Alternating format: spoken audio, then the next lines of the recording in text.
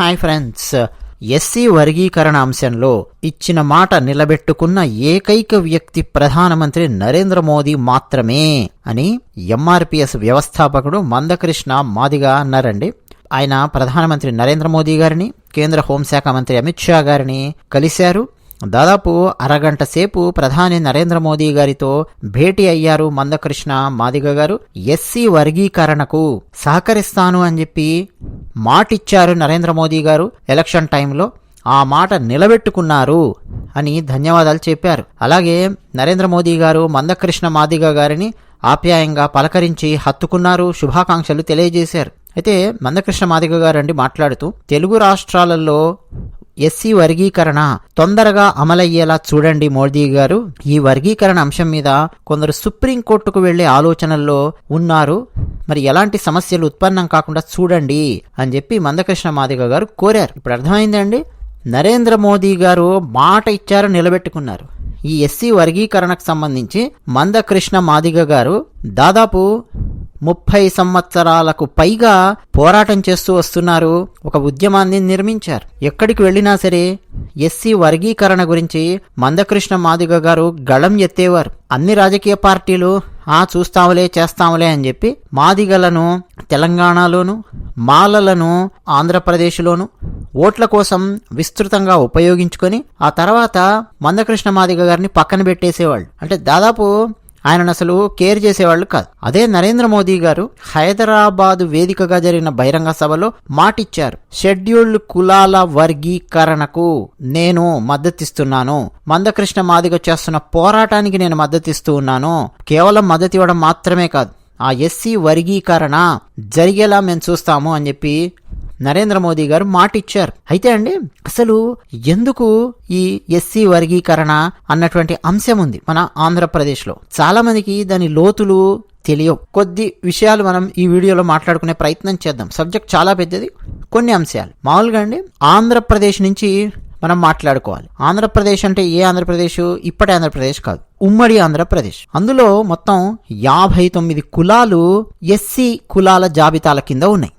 Just SC అని ఉంటుందండి reservations లో. దాని కింద ఎన్ని కులాలు? 59. 2011 జనాభా లెక్కల ప్రకారం చూస్తే ఎస్సీ జనాభా 1,38,78,078 మంది ఉన్నారండి. వాళ్లలో మాదిగలు 67,02,609 మంది ఉన్నారు. మాలలు 55,70,244 మంది ఉన్నారు. అంటే మాదిగల జనాభా మాలల జనాభా కంటే దాదాపు 11,30,000 ఎక్కువగా ఉంది. అవునా?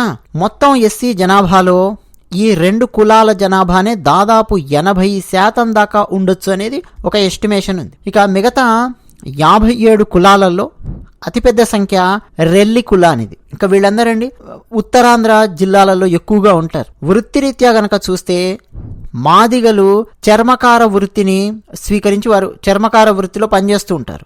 రెల్లి కులస్తులు ఒకప్పుడండి మలాన్ని ఎత్తిపోసేవారు. అటువంటి భయంకరమైనటువంటి వృత్తిలో పాపం తరతరాలుగా అవస్థలు పడ్డారు. అయితే ఈ కులాలన్నీ కూడా అండి ఊరవతల వెలివేయబడినటువంటి వాళ్ళల్లో నివసించినటువంటివి. సమాజంలో అణిచివేతను, అంటరానితనాన్ని, వివక్షను అనుభవించినటువంటి కులాలు ఇవన్నీ కూడా. మళ్ళీ ఆశ్చర్యకరమైన విషయం ఏంటంటే ఎస్సీల దగ్గరికి వస్తే కూడా ఎక్కువ తక్కువలు మనకు స్పష్టంగా కనిపిస్తాయి. అంటే ఓసీలు ఏదో పెద్ద కులాల వాళ్ళు ఏదో ఎస్సీలను తక్కువ చూశారు, లేదా బీసీలు ఎస్సీలను తక్కువ చూశారు అన్నది కాదండి. ఎస్సీలలోనే మళ్ళీ ఒక కులం మరో కులాన్ని తక్కువగా చూడడం అనేది సమాజంలో మనకు కనిపిస్తుంది. ఉదాహరణకు మాదిగలను మాలలు తక్కువగా చూడడం, అలాగే మాదిగలు మళ్ళీ అందులో కొన్ని ఉపకులాల వాళ్ళను తక్కువగా చూడడం, ఇటువంటివన్నీ చాలా చాలా ఉన్నాయండి. ఒక రకమైనటువంటి సామాజిక వివక్ష, అణిచివేత ఇవన్నీ చాలా చాలా ఉన్నాయి. అయితే ఎస్సీలకు మొత్తంగా 15% రిజర్వేషన్ కోటా ఉంది.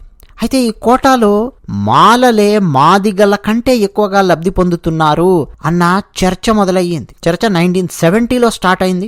1972లో ఊపందుకుంది. ఇక ముఖ్యమంత్రులు మారిన ప్రతిసారి మాదిగ నేతలు వెళ్లడం, ముఖ్యమంత్రుల దగ్గరికి వెళ్ళడం, ఆంధ్రప్రదేశ్కు సంబంధించిన ముఖ్యమంత్రుల దగ్గరికి, అయ్యా మా మాదిగలు ఎక్కువగా ఉన్నారు, దామాషా పద్ధతిలో ఎస్సీ రిజర్వేషన్ను అమలు చేయండి, మాలలేమో తక్కువగా ఉన్నారు, మాదిగలేమో ఎక్కువగా ఉన్నారు. ఉన్న 15% రిజర్వేషన్లో తక్కువగా ఉన్నటువంటి మాలలు ఎక్కువగా రిజర్వేషన్ పొందే ఛాన్స్ కనిపిస్తుంది. అట్లా కాదు, ఎస్సీలను వర్గీకరణ చెయ్యండి.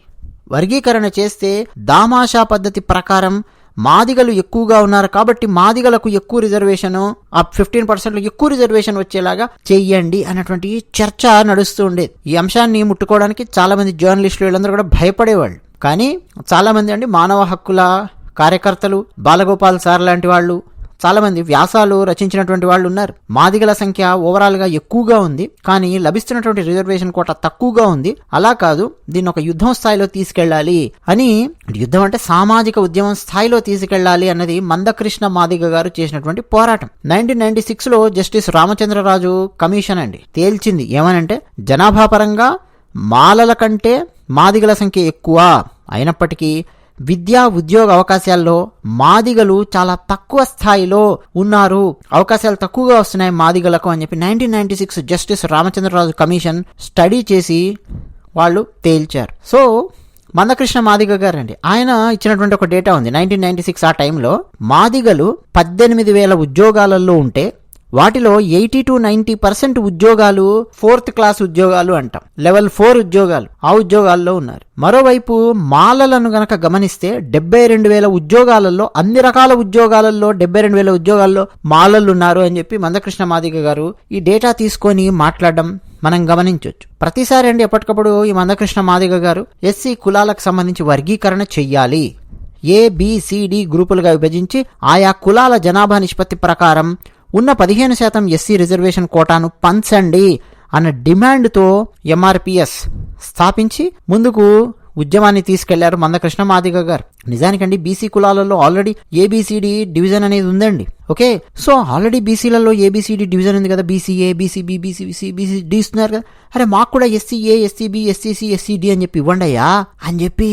ఒక పోరాటం చేశారు మందకృష్ణ మాదిగ గారు. అయితే మాల మహానాడు వాళ్ళండి చాలా అభ్యంతరాలను ముందుకు తీసుకొని వచ్చారు.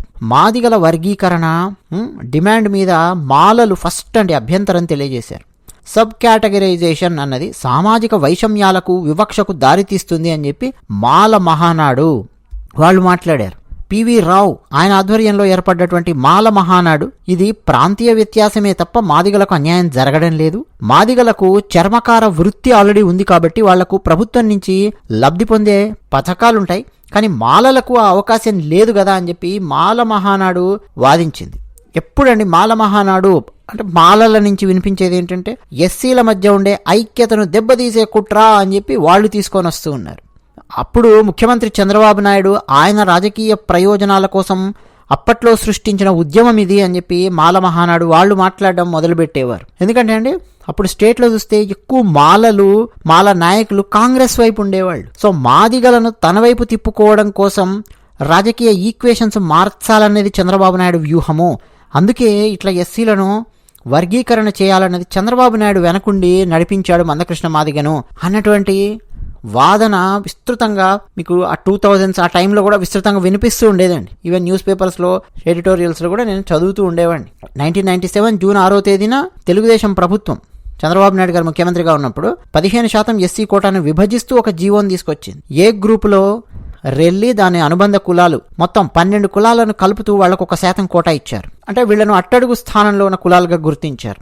నెక్స్ట్ బిలో మాదిగ, దాని ఉపకులాలు మొత్తం 18 కులాలను చేర్చుతూ వాళ్లకు 7% కోటాను మాదిగలకు కేటాయించారు. SCCలో మాల యొక్క ఉపకులాలు మొత్తం 25 కులాలను చేరుస్తూ వాళ్లకు 6% కోటా యాడ్ చేశారు. SCDలో ఆది ఆంధ్రులు అంటారు, వాళ్లతో పాటు మొత్తం 4 కులాలను చేర్చి 1% కోటా వాళ్ళకి ఇచ్చారు. సో ఇట్లా డివిజన్ చేయడం వల్ల ఆనాడు AB గ్రూపులలో ఉండే కులాలు తక్కువ లబ్ధి పొందాయి, CD గ్రూపు కులాలు తమ జనాభా శాతానికి మించి లబ్ధి పొందాయి అని చెప్పి మళ్ళీ ఒక డేటా తీసుకొని మళ్ళీ దానికి గుర్తించడం. మాల మహానాడు దీని మీద కోర్టుకు వెళ్లడం, ఆ జీవో రాష్ట్ర ప్రభుత్వ అధికార పరిధికి మించింది, రాజ్యాంగ విరుద్ధమైనది అని చెప్పి ఆంధ్రప్రదేశ్ హైకోర్టు ప్రకటించింది. ఆర్టికల్ 338 క్లాజ్ 9 ప్రకారం ఈ వర్గీకరణ చేయడానికి ముందు ప్రభుత్వం SC/ST కమిషన్ను సంప్రదించాల్సి ఉండింది అని చెప్పి ఆనాటి ఆంధ్రప్రదేశ్ హైకోర్టు వ్యాఖ్యానించడం. ఇది ప్రభుత్వం యొక్క మ్యాటర్ కాదు, చాలా పెద్ద పాలసీ ఇది అని చెప్పి రకరకాల చర్చలు.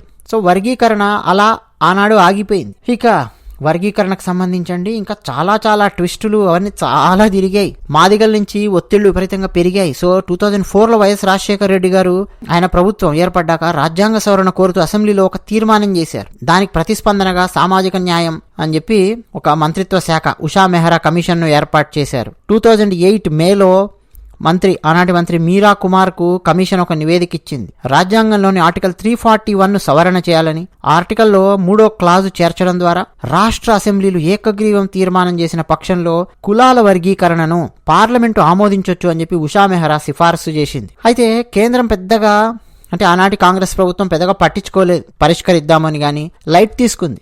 మనం బ్యాక్ టు బ్యాక్ మనమే గెలుస్తున్నాం కదా, 2004లో మనమే గెలిచాం, తర్వాత మనమే 2000 లైట్ తీసుకున్నారు వాళ్ళు, దీన్ని ఎందుకు మనం ముట్టుకోవడం లే అని చెప్పి. 2014 ఎన్నికల టైంలో భారతీయ జనతా పార్టీ హామీ ఇచ్చింది, మేము అధికారంలోకి వస్తే ఎస్సీ వర్గీకరణ చేస్తాము అని చెప్పి హామీ ఇచ్చారు. అయితే దానికి సంబంధించండి ప్రయత్నాలు జరుగుతూ ఉన్నాయి. బీజేపీ ఒక స్టెప్ ముందుకేస్తుంటే ఇటు నుంచి మరికొన్ని వెనక్కి లాగుతూ ఉండడం, ఈ కోర్టు కేసులు గోల ఇదంతా నడుస్తుంది. నరేంద్ర మోదీ గారు ఆ మధ్య హైదరాబాద్కి వచ్చినప్పుడు ఖచ్చితంగా ఆయన చెప్పారు, ఎట్ ఎనీ కాస్ట్ ఎస్సీ వర్గీకరణ మేము చేసి తీరతాము, నేను డెఫినెట్ గా దీని మీద చాలా సీరియస్ గా ఆలోచిస్తాను, డెఫినెట్ గా చేసి తీరతాము, సహాయం చేస్తాను, మందకృష్ణ మాదిగా మీకు యాక్సెస్ ఉంటుంది నా దగ్గరికి, yes you can come to me, నాకు అర్థమైంది సమస్య ఏంటో, నేను చేసి తీరతాను, నేను మద్దతు ఇస్తాను అని మోదీ గారు చెప్పి. అలా ఇప్పుడు మొత్తానికి కోర్టు తీర్పులు ఇవన్నీ కూడా జరిగాయి. కానీ భౌతిక దాడులు, సామాజిక వర్గాల మధ్య మాదిగలు మాలగల మధ్య గోల, మాలలు మాదిగల మధ్య ఇవన్నీ కూడా చాలా జరిగాయండి. 1997లో కూడా